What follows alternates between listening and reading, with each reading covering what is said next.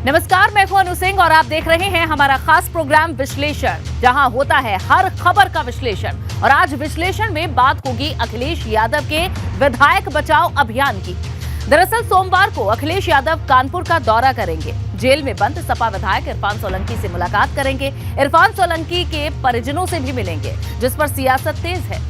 राजभर के उस बयान का भी आज विश्लेषण करेंगे, जिस पर कहा जा रहा है कि अब राजभर को राहुल गांधी और उनकी पार्टी कांग्रेस अच्छी लगने लगी है। और बात होगी जयंत चौधरी की विवादित सियासत की, जिसका उद्घोष उन्होंने खतौली की धरती से किया है। तो कहीं मत जाइएगा, बने रहिए हमारे साथ, क्योंकि अब होगा विश्लेषण।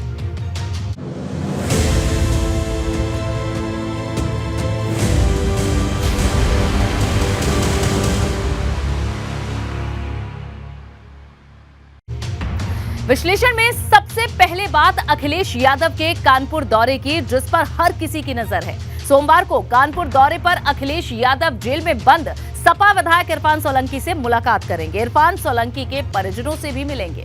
माना जा रहा है कि इस दौरान अखिलेश यादव भाजपा सरकार और पुलिस प्रशासन की कार्रवाई पर बड़ा हमला कर सकते हैं। अखिलेश यादव सोमवार को कानपुर देहात में कस्टडी में जान गंवाने वाले बलवंत सिंह के परिजनों से भी मुलाकात करने वाले हैं।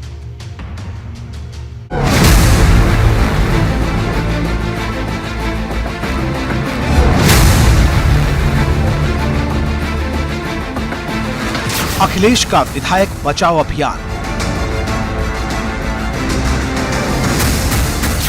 इरफान सोलंकी से मुलाकात से पहले छिड़ा सियासी घमासान।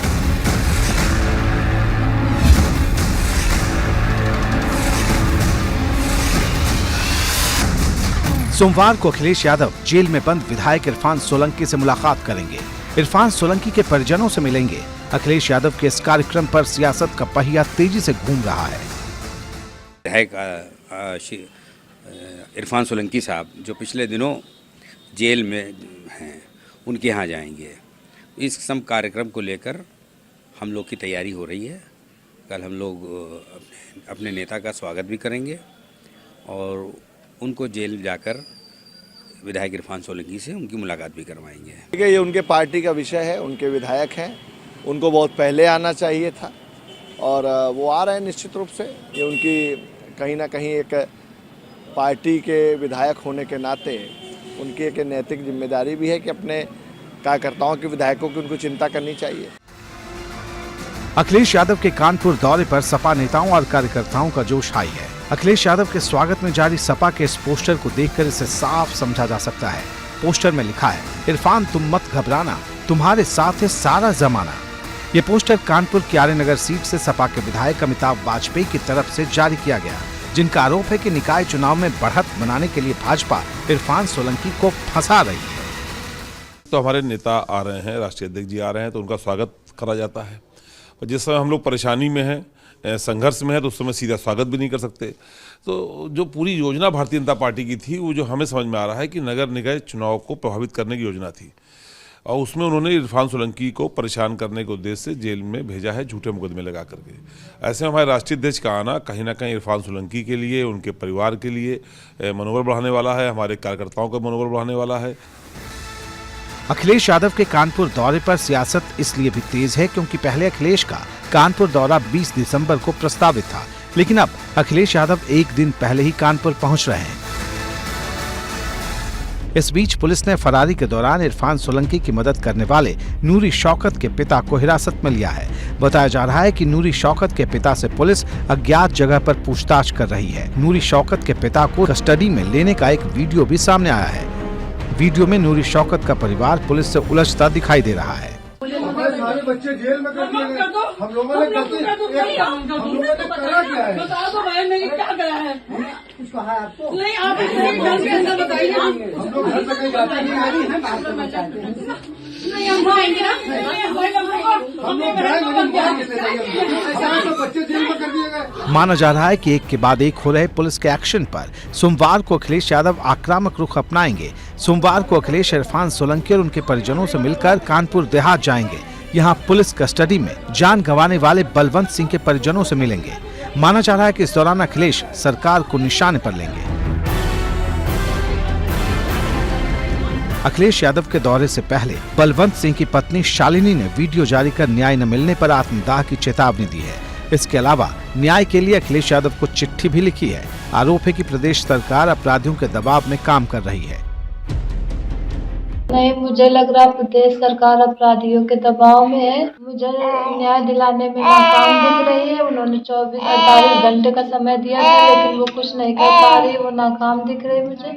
24 घंटे का समय है, अगर वो न्याय नहीं दिला रहे तो मैं प्रधानमंत्री आवास के सामने अपने बच्चों को ले जाके अपना आत्मदाह कर लूंगी, अपने बच्चों के साथ। जाहिर है कि अखिलेश यादव के कानपुर देहात के दौरे पर कस्टडी में बलवंत सिंह की मौत का मुद्दा बड़ा हो चला है। अब बात ओम प्रकाश राजभर के उस बयान की जिसे कांग्रेस से गठबंधन का संकेत माना जा रहा है। दरअसल मऊ में महिला अधिकार रैली के लिए पहुंचे ओम प्रकाश राजभर ने राहुल गांधी को मजबूत नेता करार दिया। राहुल गांधी की भारत जोड़ो यात्रा की तारीफ की, साथ ही संकेत दिया कि जल्द ही वे राहुल गांधी और प्रियंका गांधी से मिल सकते हैं। हालांकि राजभर ने यह भी कहा कि राजनीति में किसी भी दल के साथ गठबंधन से इनकार नहीं किया जा सकता।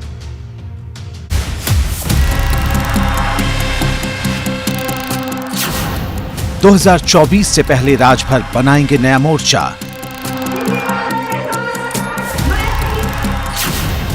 गठबंधन पर राजभर की गोलमाल पॉलिटिक्स। राजभर को लगी राहुल से मिलने की लगन। हम मायावती जी से भी मिल सकते हैं, हम प्रियंका से भी मिल सकते हैं, हम लखनऊ जाने का एक सेंटर है, वहां से हवाई जहाज पकड़े दिल्ली जाके राहुल जी से भी मिल सकते हैं। गठबंधन के नाम पर राजभर की जुबान से निकला ये नया शिगुफा है। ओम प्रकाश राजभर फिर से भाजपा के साथ जाएंगे या बसपा के साथ नई साझेदारी करेंगे या फिर कोई नया रास्ता अपनाएंगे? इन सवालों के बीच ओम प्रकाश राजभर पूर्व कांग्रेस अध्यक्ष राहुल गांधी की तारीफों की कथा पढ़ रहे हैं। उन्हें अब मजबूत नेता बता रहे हैं। मजबूत नेता हैं विपक्ष। लखनऊ में तो अभी नहीं है। अरे कैसे नहीं है? आप देखिए, यात्रा लेके निकला है, करोड़ों लोग उसके पीछे दीवाने हैं। क्या बात है? हालांकि अभी तस्वीर पूरी तरह से साफ नहीं कि ओम प्रकाश राजभर और राहुल गांधी की मुलाकात कब और कहां होगी, क्योंकि गठबंधन के सवाल पर राजभर का जवाब गोलमोल है। ओम प्रकाश राजभर को किसी भी पार्टी के साथ गठबंधन या फिर किसी भी पार्टी के नेता से मुलाकात से न तो इनकार है और न ही इकरार। आगे कुछ योजना बनाई जाए तो आप उनके साथ जुड़ना चाहेंगे? आएगा टाइम तो देखा जाएगा, हो सकता है। राजनीति में सब संभव है। मतलब भावी राजनीति के लिए सुभाषपा ने अपने सभी विकल्प खुले रखे हैं। अभी सुभाषपा का फोकस जमीन पर पार्टी को मजबूत करने पर है, जिसके लिए ओम प्रकाश ने आधी आबादी को आधार बनाकर पूर्वांचल की सियासत में नए सिरे से हल्ला बोल दिया है। मऊ में आयोजित महिला अधिकार महारैली के मंच से सुभाषपा के अध्यक्ष ओम प्रकाश राजभर ने प्रदेश में शराबबंदी और नौकरियों में महिलाओं की भागीदारी बढ़ाने की मांग की। अब अगर 50% आरक्षण महिलाओं को सवाल आया कि राष्ट्रपति की कुर्सी हमारी महिलाएं संभाल सकती हैं, डीएम की कुर्सी संभाल सकती हैं, फाइटर प्लेन चला सकती हैं, तो हम लोगों को 50% हिस्सेदारी क्यों नहीं मिलती? हम क्या आओ मैदान में अपनी बात ये कहो। तो इन लोगों को हमने कहा कि चलो हम आपके साथ हैं, हम बगल में रहेंगे, सुरक्षा में सभी नेता रहेंगे, आप निकल के आओ। तो महिलाएं निकल करके आपके सामने, अपार जनसमूह शायद अपने जीवन में पत्रकारिता में पहली बार आप देखे होंगे कि इतना बड़ा महिलाएं अपने घरों से निकल करके अपने हक के लिए शिक्षा, स्वास्थ्य, रोजगार, नौकरी के लिए यहाँ आई। जाहिर है महिला अधिकारों के नाम पर राजभर की कोशिश सियासत के पटल पर अपनी ताकत दिखाने की है, एक संदेश देने की है कि आने वाले चुनावों में किसी भी राजनीतिक दल के लिए सुभाषपा की साझेदारी कितनी जरूरी है। मऊ से नीतीश पांडे के साथ bureau report, ABP Ganga.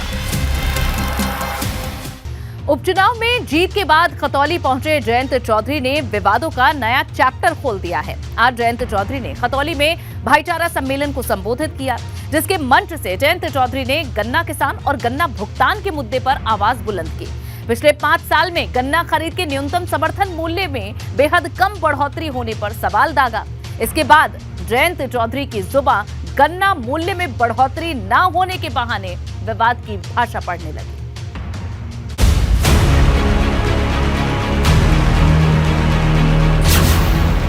Jayant का खतौली प्रयोग 2024 में बनाएगा जीत के योग। तो दूर जाना पड़े जाऊंगा। हर तीसरे दिन में कार्यक्रम होंगे और हर दिन 10 से 15 गांव में बैठक होंगी, जहां आपको भी अपनी बात रखने का अवसर मिलेगा। खतौली से रालोद का गन्ना किसान संदेश। खतौली में तो ऐसा मौका आपको मिला है जो दूसरे क्षेत्र में जनता को नहीं मिला। पश्चिमी यूपी में पजामा पॉलिटिक्स। अभी तक भी सरकार गन्ने का भाव खोलने को तैयार नहीं, लेकिन आपने इनके सरकारी पजामे का नाड़ा खोल दिया। मतलब साफ है कि आने वाले वक्त में पश्चिमी यूपी, खासकर जाटलैंड में गन्ना किसान और गन्ना भुगतान का मुद्दा बड़ा बनने वाला है। 5 साल में 35 रुपए बढ़ाने वाली सरकार कतई भी गन्ने का अच्छा भाव किसानों को, आप 25 मान लो, अच्छा भाव बढ़ा के देना नहीं चाहती। इनकी मंशा साफ हो गई। दरअसल खतौली विधानसभा उपचुनाव में रालोद ने किसानों के मुद्दों को जोर शोर से उठाया था। गन्ना खरीद के लिए सरकार की ओर से निर्धारित न्यूनतम समर्थन मूल्य में 2017 के बाद से अब तक महज 35 रुपए के इजाफे को एजेंडा बनाया था और अब खतौली में जीत के बाद रालोद उसी दिशा में आगे बढ़ रही है। हर एक मोर्चे पर भाजपा सरकार के फेल होने की नई परिभाषाएं गढ़ रही है। क्योंकि निकाय चुनाव के बाद लोकसभा चुनाव होने हैं, ऐसे में खतौली पहुंचे जयंत चौधरी ने सीधे सीधे केंद्र की भाजपा सरकार को निशाने पर लिया। 9 दिसंबर को अरुणाचल प्रदेश के तवांग में चीनी घुसपैठ के मुद्दे पर कहा कि सरकार जवाब देने से भाग रही है। यही नहीं, जयंत चौधरी ने पीएम मोदी पर विवादित टिप्पणी तक कर डाली। आप देखिए कि चाइना के साथ चाइना का घुसपैठ बढ़ रहा है, सरकार कोई जवाब देने को तैयार नहीं। सोमवार का दिन सदन चालू था, कोई खलल नहीं थी, सामान्य चर्चा दोनों सदन में हो रही। मैं भी राज्यसभा में बैठा था, हम लोगों को जानकारी नहीं थी। उधर बीते 2 लोकसभा चुनाव के आंकड़ों पर नजर डालें तो 2014 और 2019 में रालोद किसी भी सीट पर जीत हासिल करने में कामयाब नहीं हुई। यहां तक कि 2017 विधानसभा चुनाव में रालोद को महज 1.78% वोट मिले थे। हालांकि इसी साल हुए विधानसभा चुनाव में रालोद की स्थिति बदली। विधानसभा चुनाव में रालोद को 3% वोट मिले और 8 विधायक जीतकर विधानसभा में पहुंचे। खतौली विधानसभा उपचुनाव के बाद रालोद के विधायकों की संख्या बढ़कर 9 हो गई है और अब रालोद लोकसभा चुनाव में भी सियासी तस्वीर बदलने की तैयारी में जुटी है। Bureau report, ABP Ganga. मदरसों में मॉडर्नाइजेशन और सर्वे पर अनगिनत सवाल उठे हैं। धर्म की धुरी पर कितने ही तर्क दिए गए। अब इन तमाम सवालों और तर्कों के बीच मदरसों के कायाकल्प से जैव विज्ञान का उद्घोष हो रहा है। अल्पसंख्यक अधिकार दिवस पर बलिया से मुजफ्फरनगर तक कार्यक्रमों का आयोजन किया गया। इस दौरान मदरसों के छात्रों ने विज्ञान प्रदर्शनी में न सिर्फ बढ़ चढ़कर हिस्सा लिया, बल्कि कई इनोवेटिव आइडिया और उपकरण भी पेश किए।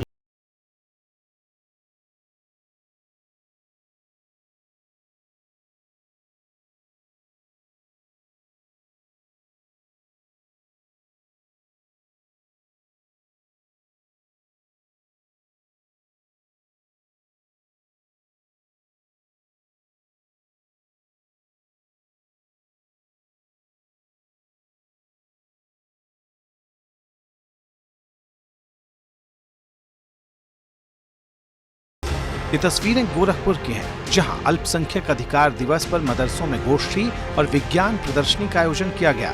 इस दौरान छात्रों के इनोवेशन को देखकर लोग हैरान रह गए। हमने ये प्रोजेक्ट बनाया है जो कि फार्मर्स के लिए है ज़्यादातर, क्योंकि अगर हम लोग इसका यूज करेंगे खेतों में तो इसको हम लोग जानवरों को भगाने के लिए यूज कर सकते हैं, क्योंकि इसका जो साउंड है वो बहुत ही ज़्यादा तेज है। सर ये जब बड़े बड़े लोग सर आते हैं जहाँ, तो सर वहाँ पे जो लेक्चर देते हैं सर, तो सर इसी के द्वारा उनको दिखाया जाता है, लेकिन सर रियल में वहाँ पे रहते नहीं है सर, इसी के द्वारा दिखाया जाता है कि यहाँ पे वो लोग सर मीटिंग कर रहे हैं अपना। जैसे कि हम आज के टाइम में भी इलेक्ट्रिसिटी ना ज़्यादा वेस्ट करें। मतलब साफ है कि अगर मदरसों का आधुनिकीकरण होता है तो छात्रों को दीनी शिक्षा के साथ ही आधुनिक शिक्षा भी मिलेगी, जिसके जरिए छात्र सुनहरे भविष्य की इबारत लिख पाएंगे। बलिया में मदरसों के मेकओवर का ट्रेलर। अब बलिया की तस्वीर देखिए। यहाँ के मदरसा जामिया अरबिया मिलिया मिफ्ताहुल उलूम में विज्ञान प्रदर्शनी का आयोजन हुआ है। शिक्षकों ने बच्चों को विज्ञान की जानकारी दी, जिसे लेकर छात्रों में खासा उत्साह दिखा।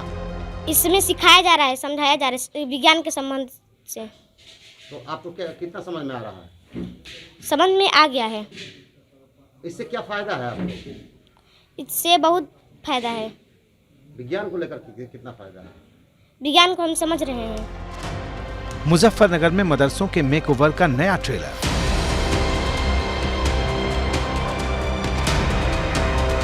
मुजफ्फरनगर में भी अल्पसंख्यक अधिकार दिवस पर कार्यक्रम आयोजित हुए। शिक्षा की अलग जगाने का प्रयास हुआ। अल्पसंख्यक समाज के छात्रों और छात्राओं को उनके अधिकारों के बारे में बताया गया। Bureau report, ABP Ganga. और अब बात अमरोहा के उस गांव की जहां देश की आजादी के इतने साल बाद बिजली का उजाला पहुंचा है। गांव में सोलर प्लांट के जरिए बिजली की व्यवस्था की गई है। हालांकि ग्रामीणों को अभी भी नदी पर पुल और गांव को जोड़ने वाले रास्ते का इंतजार है। नदी से घिरा एक गांव, जहां बरसों तक ग्रामीणों ने हर रोज सूरज को निकलते देखा, लेकिन रात के अंधेरे को दूर करने के लिए विकास का उजाला नहीं देख पाए थे।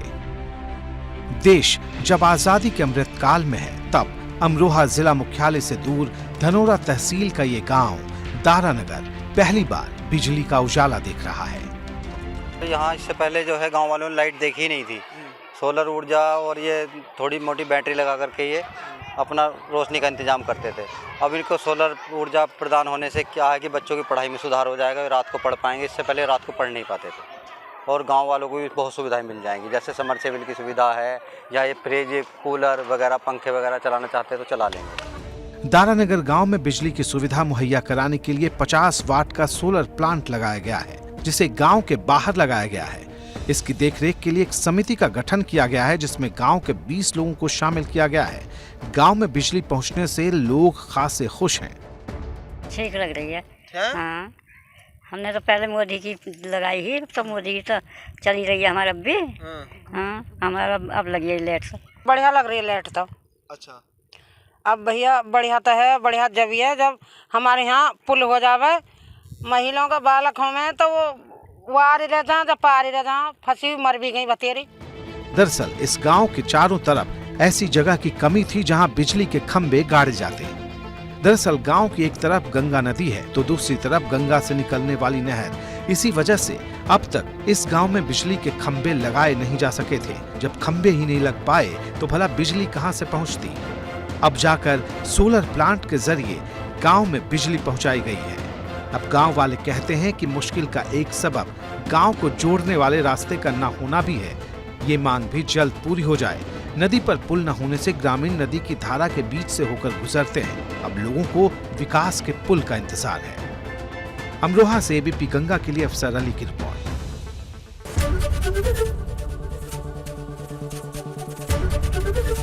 एबीपी गंगा, खबर आपकी, जुबान आपकी।